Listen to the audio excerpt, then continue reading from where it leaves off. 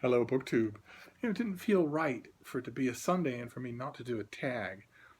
And fortunately, I was just tagged recently by RichardReads for the mid-year book Freakout tag, the 2017 edition. If memory serves, I did a 2016 edition of this.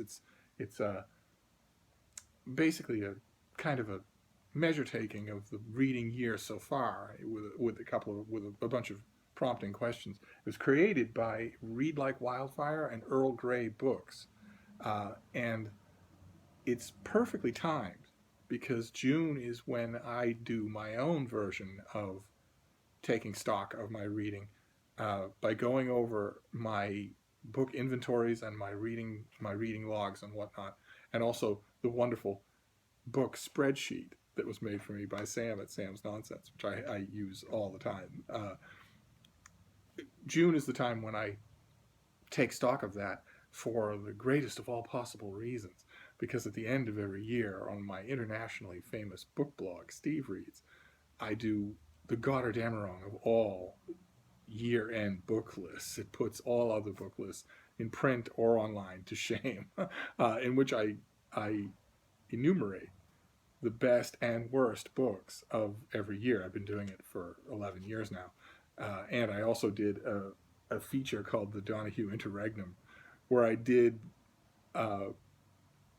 year's best and worst books for the years when I wasn't blogging. So I've created a carpet going back quite some time. And I've recently started doing that myself on my own before this tag, along the categories that I will use for my year-end festivities, which is best and worst fiction, best and worst nonfiction. I wonder if I can get them all. History, best biography, best nature, best science fiction, best mystery, best romance, best kids books, which I think this year I'm going to include actual children's picture books and also YA, best reprints, and best translations, with one extra category for best guilty pleasures. That's a lot of books. That's more than you will get, and all by only one person. When most year-end book lists are not only banal and predictable, but are also done by committee. So,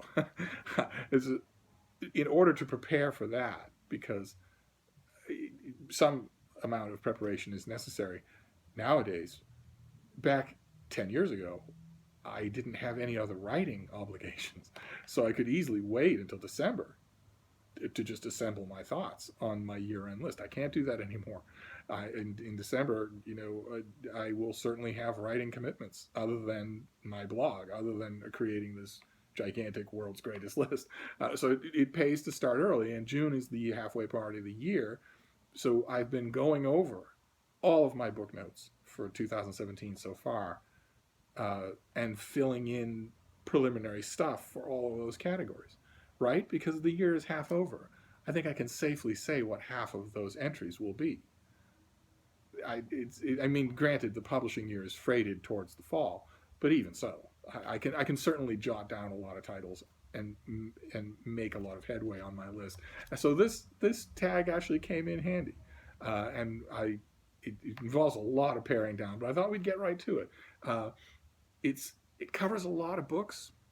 Those of you who've been watching this channel for a while will probably be able to predict that, but I thought I would say it anyways, since I appear to have some new subscribers. As of the moment of my filming, 2017 so far, I have read 492 books. I plan on doubling that at least by the end of the year, which is a lot of books to cover. And so the first question on this tag, which is the best book you've read so far in 2017, is almost impossible to answer. First of all, since it's BookTube, it's singular. It assumes that by best book you mean best novel. In fact, since it's BookTube, it might mean best YA novel. But I can't just answer fiction. I at least have to answer fiction and nonfiction. And even so, it's almost impossible. But right now, for best fiction, the two frontrunners are Lincoln and the Bardo by George Saunders and A Book of American Martyrs by Joyce Carol Oates. I haven't yet read anything in 2017 that really challenges either one of them. And for nonfiction, it's an enormous thing that I think we saw on this channel. It's called The House of Government by Yuri Slezkine. uh, about the Russian Revolution and its cultural aftermath, and I thought it was just magnificent. I'm going to reread it when I get the finished copy, but so far, it takes number one.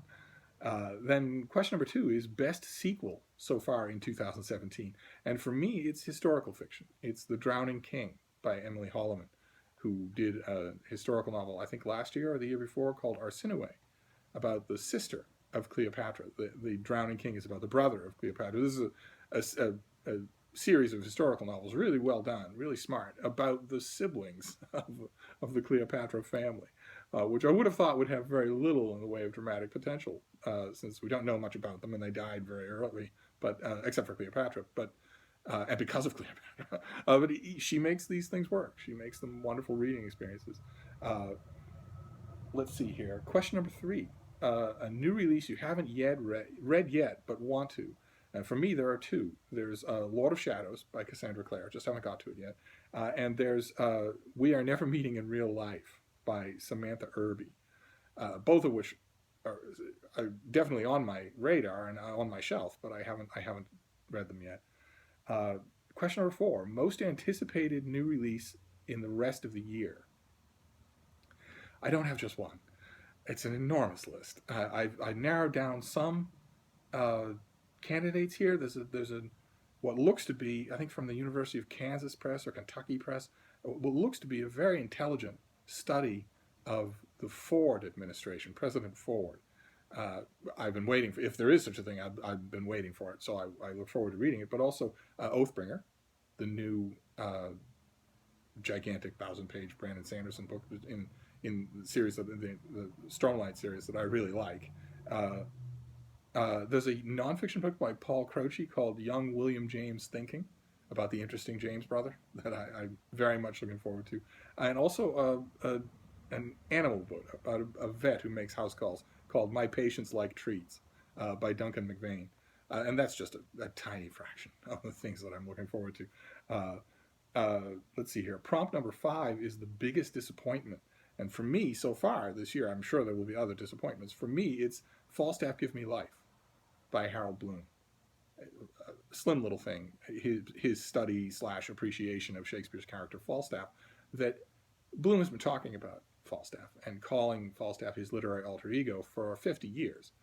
So, you know, when he finally gets around to writing a book exclusively on Falstaff, my hopes were high. And the horrible conclusion that I have come to, after having read it and been very disappointed by it, is that he waited too long to write the book. His powers aren't what they were. He's like 175 years old. And you can, when you're reading this thing, Falstaff, Give Me Life, you can easily see how great it would have been if he'd written it 25 years ago. And that's a shame. So that, I don't know how much of that is his fault, but it's a disappointment. Prompt number 6 is the biggest surprise. For me, this would be Elizabeth Winder's book, Marilyn in Manhattan. Slim book about the months that Marilyn Monroe spent in Manhattan. She left Hollywood, she left success in Hollywood and decided to come to Manhattan and try and find herself. And when I first encountered mention of the book, I assumed it would be, you know, star chasing, just a silly, fluffy thing. And it isn't at all. In fact, it gives an actually quite touching picture of a Marilyn Monroe who might have been, had she been stronger, had she had the strength of the conviction to actually uproot her life and keep it uprooted, instead of wanting to go back and reconquer Hollywood. I just thought it was fascinating, full of insights. Not what I was expecting at all. Prompt number 7 is favorite new author or debut.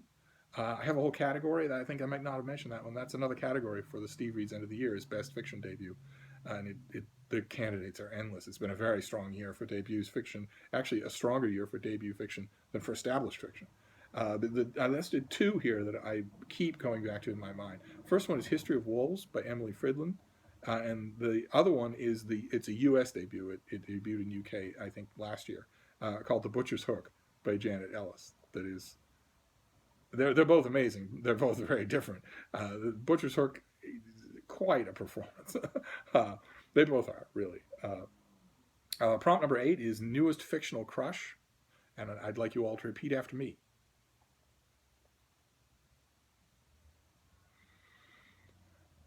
Prompt number 9, newest favorite character. For me, that would be Rachel Childs, the main character in Dennis Lehane's book, Since We Fell, who's she's a broken person, and very convincingly so. And his books, his novels in the past did not lead me to expect that he could write a multifaceted female character at all, much less a multifaceted female character in a state of extravagant disrepair. And I was pleasantly surprised. I was good from beginning to end, except for the very end. But you already, if you've been watching this channel, you already know my familiar refrain, which is that novelists in the 21st century simply have no idea how to end a book.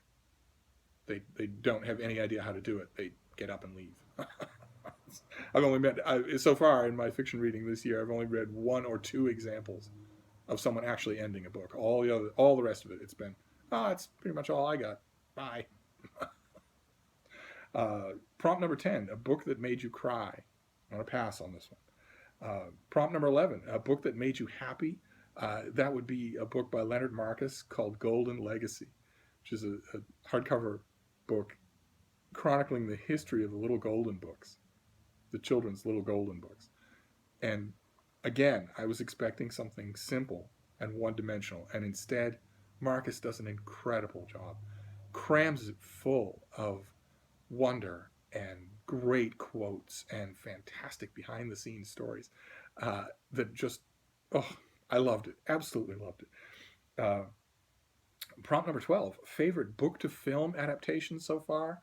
So far this year, it's Juan Bayana's adaptation of Patrick Ness's book, A Monster Calls, which I thought was beautiful from start to finish. Just a perfect example of how literary work can be intelligently adapted. And coming up for the rest of the year, I think the number one thing is probably Murder on the Orient Express, Kenneth Branagh's adaptation of Murder on the Orient Express, which has 2 big things working against it. Actually 3, now that I think about it.